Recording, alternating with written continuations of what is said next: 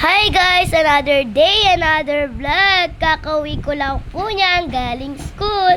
Naisipan ko po magpaluto ng pansit canton. Ayan po, kumukuha na po akong 2 pansit canton. Ayan po, gusto ko po yung spicy. Kasi po, favorite ko po yung spicy.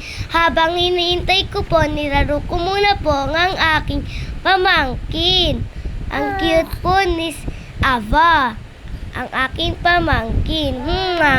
Kinuha ko po sa bag ko ang aking science notebook. Kasi po, may gawain pa po ako doon na hindi ko natapos sa school. Sorry guys, hindi ko mahanap yung science dyan. Kasi guys, lahat ng notebook ko color green. Ayan guys, sa wakas nahanap ko na rin. Habang iniintay ko po ang pansit canton, di ko po kasi yan natapos sa school.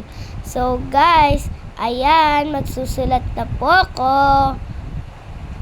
Medyo mahaba rin po ang susulatin ko. Kasi po, grade 3 na rin po ako. Na po pala ni ate dyan ay tapos na po ang pansit canton at kinuha ko na rin po at hinalo-halo ko po. So dumating po ang aking kapatid, binigyan ko din po siya kasi po di ko po yan mauubos. Ayan po guys. So ako naman po ang kakain. Ayan. Sarap.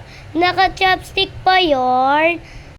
Bago lang po ako sa Facebook, kaya po tulungan niyo po ako i-like at i-follow itong video neto.